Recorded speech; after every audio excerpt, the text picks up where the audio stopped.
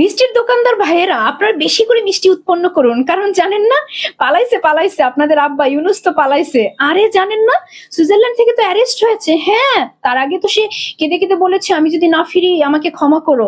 আরে আর লাইন মন্ত্রীর ভিডিও দেখেননি? তিনি তো বলেছে তার জন্য সমবেদনা হারিয়ে তিনি অ্যারেস্ট হয়ে গেলেন। হায় আল্লাহ, এটাও জানেন না?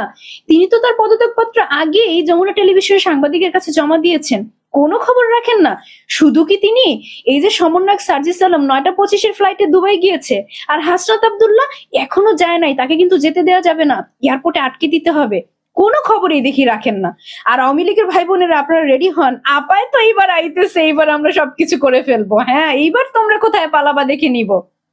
এই যে গুজব বাহিনী, মিনিমাম লজ্জাটুকু থাকা উচিত। এখন তো আপনাদের আব্বা ডক্টর ইউনুস 25 তারিখে ফিরে আসলো সুইজারল্যান্ড সফর শেষে, তো কোথায় পালাইলো? নির্লজ্জ গুজব লীগ কোথাকার।